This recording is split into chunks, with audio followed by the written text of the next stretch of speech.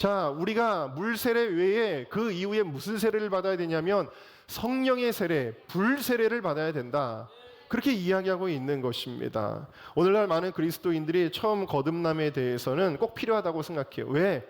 천국 가야 되니까. 내가 예수님 믿고 구원받아서, 다시 말하면 물 세례 받는 것은 뭐예요? 나의 옛사람은 십자가에서 죽었고 내가 다시 부활의 생명으로 태어났습니다. 이게 물 세례가 상징하는 것이거든요. 예수님, 내가 주님을 나의 구주로 영접합니다. 이게 굉장히 중요하다. 우리의 생명과 직결된 것이다. 너무나도 중요하게 여길 때가 있는데, 그 이후에 부어져야 할 성령의 세례에 대해서는 너무 많은 사람들이 무관심하고 알지도 못하고 들어도 필요한 줄도 모른다라는 것입니다. 그러나 이것은 예수님조차도 친히 말씀하신 그리스도인들의 필수이다라는 사실입니다. 왜냐? 그 이유가 무엇일까요? 그 이유는 신앙생활은, 함께 따라할까요? 신앙생활은 내 힘으로 하는 것이 아니기 때문입니다. 신앙생활은 내 힘으로 하면 실패하기 때문입니다. 그러면 신앙생활은 무슨 힘으로 해요? 주님의 힘으로 하는 거예요. 하나님의 힘으로 할 때 승리하고 성공하고 열매 맺게 되어지는 것이다 라는 사실입니다. 우리가 주님의 말씀대로 사는 거, 우리가 예수님 믿으면 그때부터 이제 성경도 열심히 읽거든요. 그래, 나는 변화되었어. 나 이제부터 하나님 말씀대로 살 거야 라고 그러면서 변화된 삶을 작정하는데 얼마 못 가서 넘어집니다. 이거 성경 말씀대로 사는 게 쉽지가 않네, 어렵네, 자빠지고 넘어지고, 그러면 또 자책감이 들고 정죄하고 허우적거리고 그런 일이 일어납니다. 우리는 주님의 말씀대로 사는 것에 대하여 승리하지 못합니다. 아무리 예수 믿고 내가 주님을 구주로 영접해도 말이죠. 내가 아무리 무엇인가 주님을 기쁘시게 하려고 노력을 해도, 전도를 열심히 해도 전도가 안 되고, 교회를 열심히 해도 열매가 없고, 그런 겁니다. 내가 아무리 열심히 해도 허우적거리고 무엇이 주님의 뜻인지도 알지 못해서 방황하게 되어진다라는 것입니다. 우리가 주님의 원하시는 대로 열매를 맺는 건 내 힘으로 되는 것이 아니다라는 것이죠. 자, 그러면 누가 하게 하시느냐? 누가 하게 하실까요? 여러분, 제자들의 모습을 한번 볼까요? 예수님께서 길을 다니시다가 내가 너희를 사람을 낚는 어부가 되게 할 것이다. 막 제자들을 부르셨습니다. 그리고 그들에게 말씀을 주셨습니다. 이 예수님의 제자들은 당연히 구원받았죠. 주님의 자녀들입니다.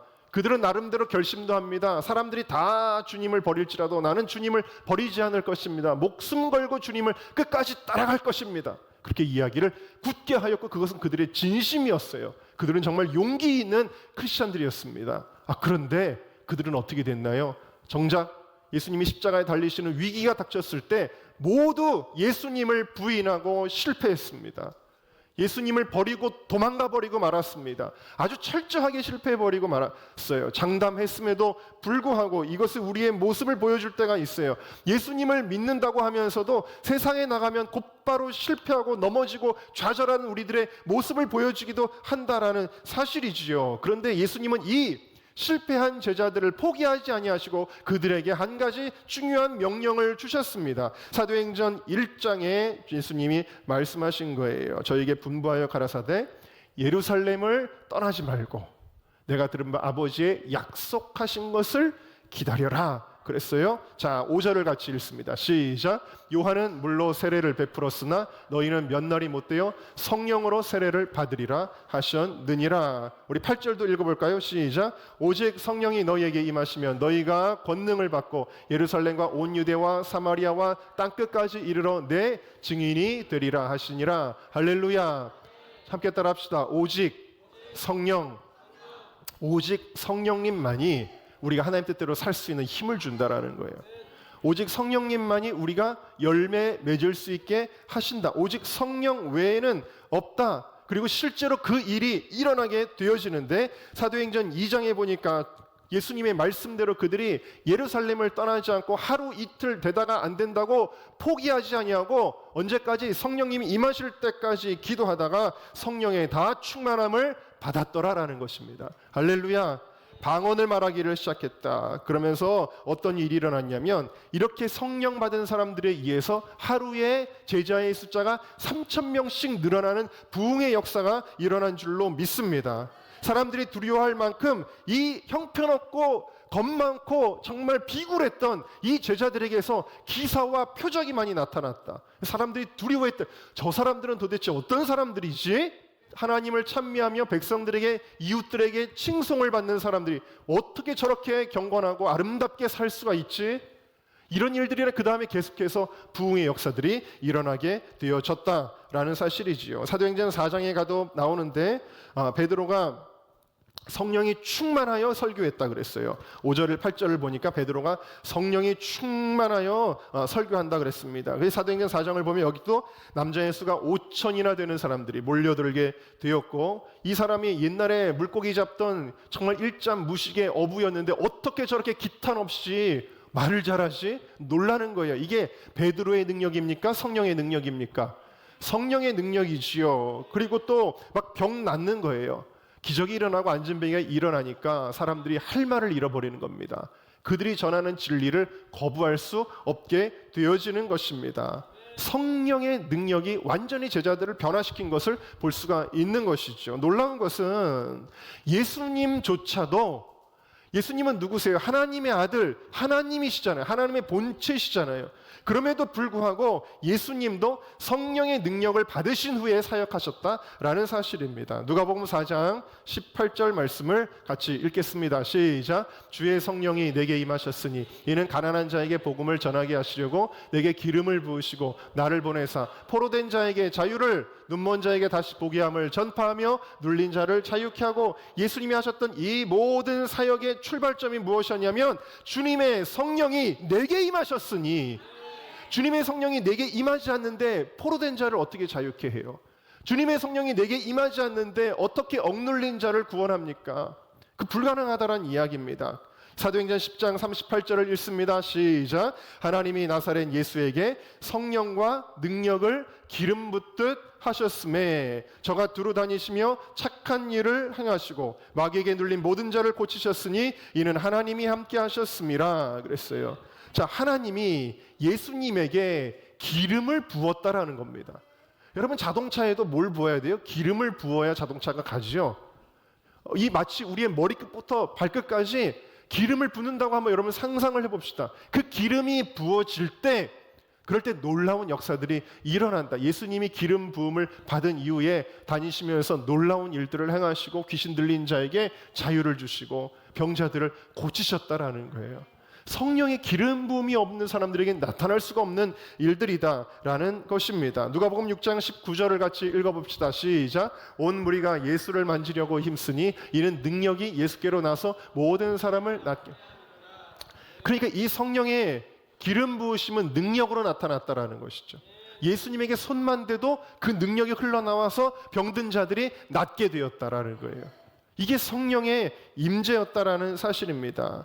예수님, 또 아까 말씀드린 예수님의 제자들 뿐만 아니라 그 위에 초대교회의 지도자들을 보면은 다 그렇습니다. 사도행전 7장 55절을 보니까 스데반이 성령이 어떻게 됐다고요? 충만할 때 하늘을 보는 겁니다. 비록 돌에 맞아 죽어가는 순간임에도 불구하고 하늘 문이 열리며 주님이 자기를 바라보시는 게 보이더라는 거예요. 이거 무엇을 통해 가능한 거예요? 성령의 충만함을 통해서. 그리고 그 고통스러운 핍박의 현장에서 이 스데반은 고통스러워하지 아니하고 주님께 영광을 돌리며 주님 앞으로 나아갈 수 있었다라는 것이죠. 사도행전 11장 24절을 보면 바나바는 착한 사람이요 성령과 믿음이 충만한 자라. 성령과 믿음이 충만했기 때문에 큰 무리가 죽게 더할 수 있었다라는 사실입니다. 자, 초대교회의 가장 중요한 리더는 바로 사도 바울인데요. 이 바울도 예수님 핍박할 때는 성령의 존재도 몰랐겠지만 사도행전 9장 17절에 다메섹에서 회심한 이후에 아나니아가 그에게 찾아갑니다. 무엇을 위해서 찾아갔을까요? 예수께서 나를 보내어 너로 다시 보게 하시고 무엇을 충만하게 한다고요? 성령으로 충만하게 하신다. 그때 이 사도 바울이 성령의 충만함을 받게 됩니다. 한 예를 들어볼까요? 사도행전 13장에 가면 총독 서기오가 예수님 믿는 것을 방해하는 사람이 있었어요. 그 곁에 항상 지켰던 어떤 참모 같은 사람이 그가 박수무당이었습니다. 바예수라고 하는 박수가 있었는데 이 성령 충만한 바울이, 구절을 보니까 바울이라고 하는 사울이 성령이 충만하여 그를 주목하고, 성령이 충만하니까 저놈이 영적으로 방해하는 놈이구만 딱 알아본 것입니다. 그리고는 이 괴율과 악행이 가득한 자 마귀의 자식에게, 그러면서 이 바울이 딱 기도하니까 어떤 일이 일어나게 돼요? 바예수라고 하는 그 박수무당의 눈이 멀어버립니다. 그래가지고 더 이상 이 총독이 예수 믿는 것을 방해하지 못하게 되죠. 놀라운 능력이 나타납니다. 바울에게 얼마나 많은 능력이 나타났는지, 바울의 손수건에만 손을 대도 병자들이 낫는 그런 놀라운 일들이 일어나게 되어졌습니다. 그래서 바울은 자신의 사역을 이렇게 표현합니다. 고린도전서 2장 4절 말씀 같이 읽을까요? 시작. 내 말과 내 전도함이 지혜에 권하는 말로 하지 아니하고 다만 성령의 나타남과 능력으로 하여. 아멘. 바울은요, 지혜로운 사람입니다. 그 당시에 최고의 가말리알의 문화생으로 그는 정말 최고의 학문을 배웠고 최고의 경건 생활을 했던 사람이 바로 바울입니다. 바울은 글도 잘 쓰고 말도 잘하는 사람이에요. 그런데 내 말과 내 전도함은 내 말로 하는 게 아니다. 내가 전도하는 게 아니다. 그러면 아무 열매가 없어요. 그러나 지혜에 권하는 말로 하지 아니하고 어떻게 얍삽하게 머리 굴려가지고 이 사람을 설득시킬까가 아니라 성령의 나타남과 능력으로 하였다. 내가 하는 것이 아니라 성령님이 말하게 하셨다라는 거예요. 그럴 때 전도의 역사들이 일어나게 되었다라는 사실입니다. 그러므로 여러분, 사랑하는 우리 모든 성도 여러분, 하나님의 뜻대로 살기를 원하십니까? 성령의 충만을 받으시기 바랍니다. 복음 증거의 열매를 맺기를 원하십니까? 성령의 충만을 받으시기를 바랍니다. 여러분의 사역의 열매가 있기를 원하십니까? 성령의 충만을 받으시기를 주님의 이름으로 축원합니다. 여러분, 그래서 예수님을 처음 믿을 때 거듭나게 하시는 성령에 내주하고, 그 다음에 우리가 성령님을 구함으로 말미암아 우리 안에 능력으로 충만하게 하시는 성령님의 내주는 다르다. 첫 번째 성령님의 내주는 우리의 신분적인 변화, 마귀의 자식에서 예수님의 자녀로, 죽음에서 생명으로 우리의 신분이 변화되는 것이지만, 두 번째 우리에게 임하시는 이 성령님은 어떤 성령님이냐? 능력 있는 그리스도인으로 변화되는 것입니다. 여러분들이 능력 있는 그리스도인이 되시기를 주님의 이름으로 축원합니다. 아멘 하시는 분들에게 이러한 역사가 일어날 것입니다. 네, 그러니까 성령의 거듭남이 있다면 그 다음에 성령의 세례가 있는 것이고, 이 성령의 세례는 우리에게 완전한 능력으로 채워주시는 거예요.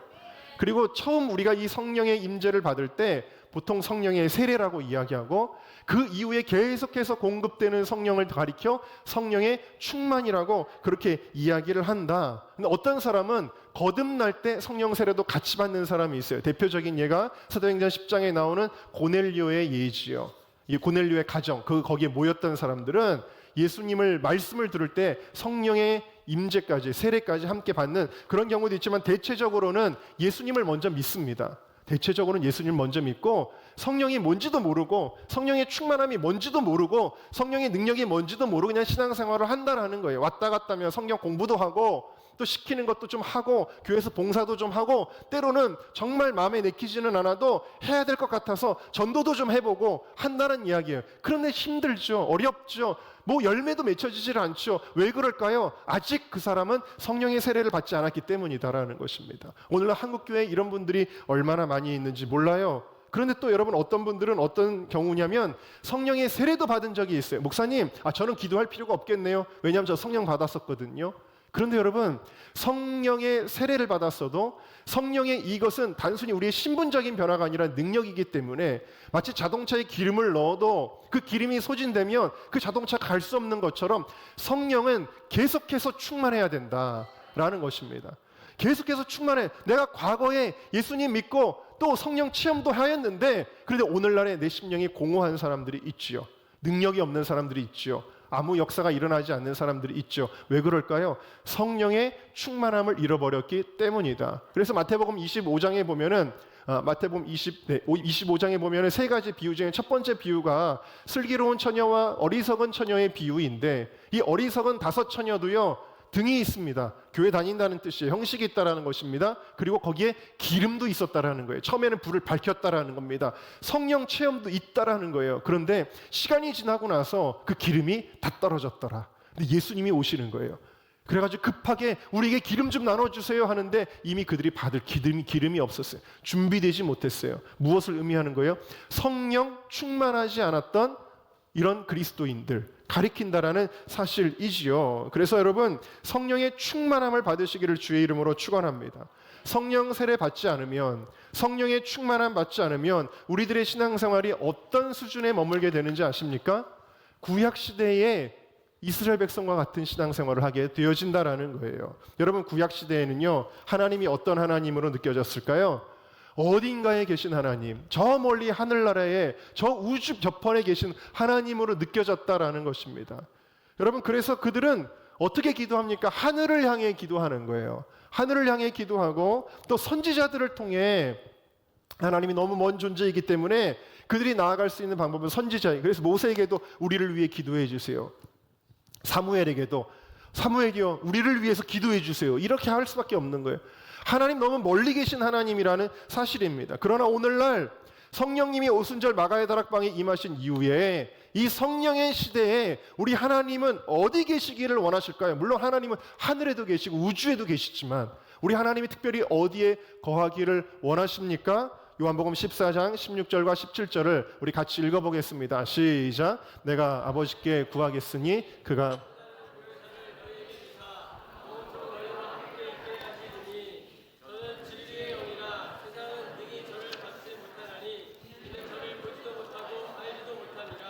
그러나 너희는 저를 아나니 저는 너희와 함께 거하시며 또 너희 속에 계시겠음이라. 아멘. 자, 성령님이 어디에 계시는 거예요? 저 멀리 우주 저편에 계십니까? 그게 아니라 바로 성령님은 너희와 함께 거하신다. 거한다라는 건 산다라는 거예요. dwell. 우리 안에 그냥 집 안에서 살듯이 우리 안에 계신다. 너희 속에 계시겠습니다. 여러분, 이게 진정한 그리스도인의 표상이다라는, 우리 안에 성령님이 계셔요. 성령님이 내 안에 충만하게 계시면 어떤 일들이 일어날까요? 옛날에는 이렇게 기도하는 거, 하나님의 마음이 무엇입니까? 하나님의 마음이 무엇입니까? 이렇게 기도하던 사람인데 어떻게 될까요? 성령님이 내 안에 충만하시면 하나님의 마음이 즉각적으로 느껴지게 된다라는 거예요. 북한에 대한 뉴스를 보고 있는데 성령님이 내 안에 충만하면 그 북한의 동포들을 안타까워하면 눈물을 흘리시는 그 성령님의 마음이 여기서 막 느껴지는 거예요. 여러분, 교회 와서 어떤 필요한 일이 있는데 성령님이 내 안에 계셔, 저 일은 내가 해야 되겠구나라는 그 마음이 막 느껴지게 되는 거예요. 예수님 믿지 않는 어떤 친구를 만나게 되는데 그 친구를 볼 때에 그 친구를 불쌍히 여기시고 구원하기를 원하시는 성령님의 마음이 내 안에서 막 느껴지게 되는 거예요. 성령님이 어디 계셔요? 내 안에.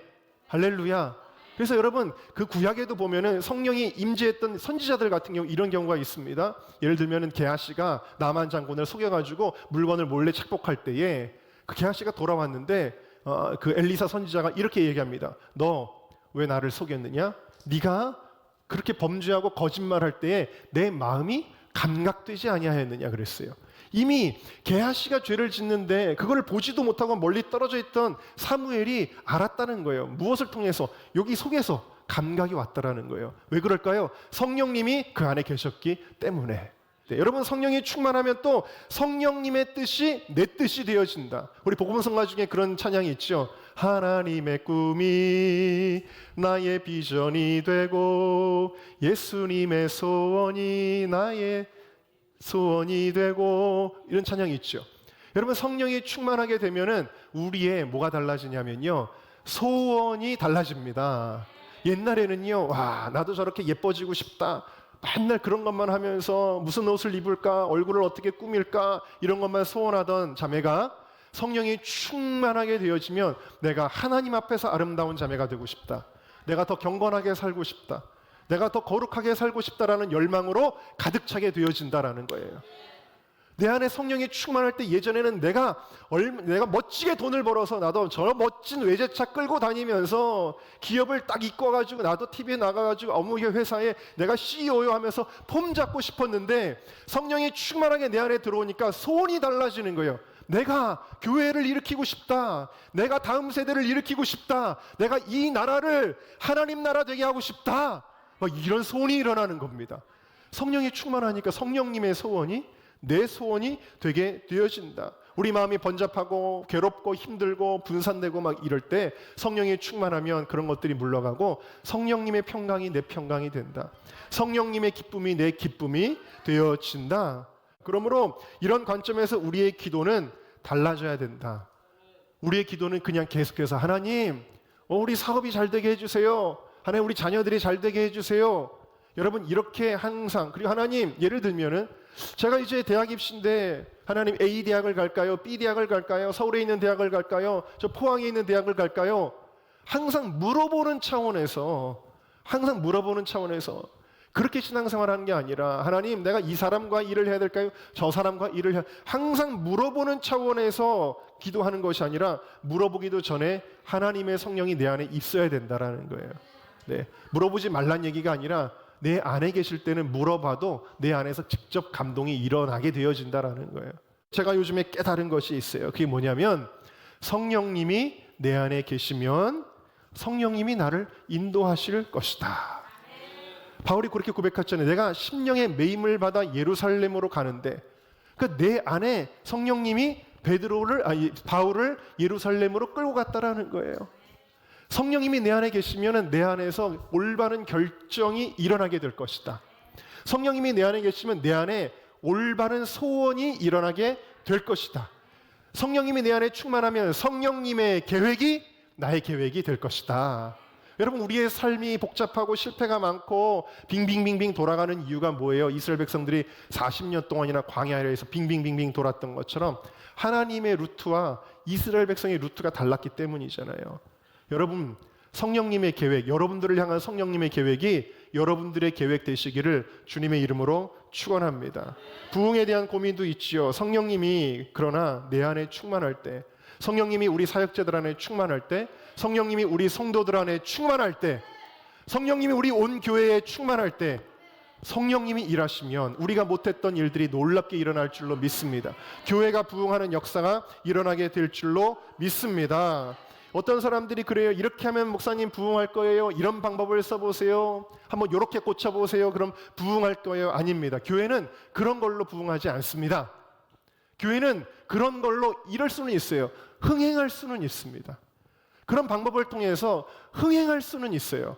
다시 말하면 예수님이 기적을 행하시고 병자들을 고치실 때 수많은 사람들이 몰려들었잖아요.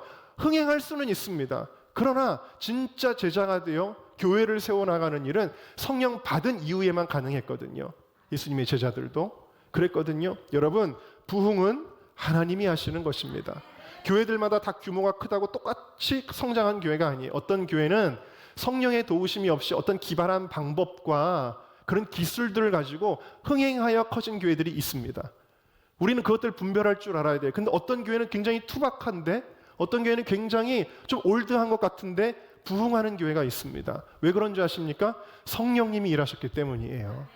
우리는 그것들을 구분할 줄 알아야 돼요. 여러분, 온 교회가 성령 충만하여지기를 주님의 이름으로 축원합니다.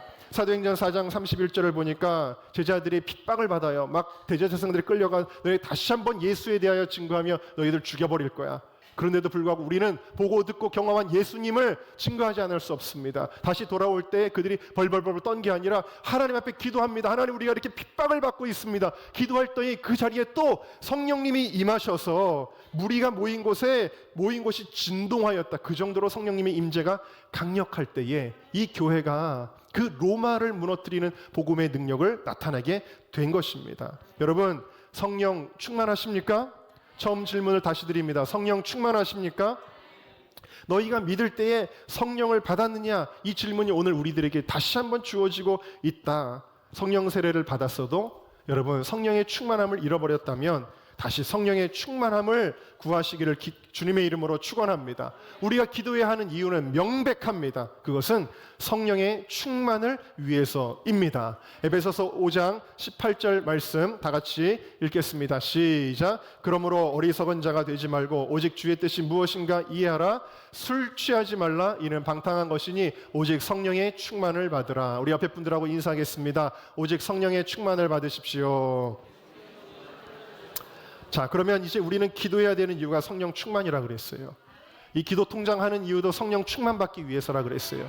직장 문제, 사업 여러 가지 있지만 그거 다 부수적인 것이고 성령 충만 놓고 기도하십시오. 언제까지 기도해야 될까요? 언제까지 기도할까요? 자, 이 말씀이 대답입니다. 누가복음 24장 말씀 시작. 볼지어다 내가 내 아버지의 약속하신 것을 너희에게 보내리니 너희는 위로부터 능력을 입히올 때까지 이 성에 유하라 하시니라. 아멘. 언제까지요? 성령을 받을 때까지. 성령의 능력이 위로부터 임할 때까지. 여러분 그렇게 기도하시기를 주님의 이름으로 축원합니다.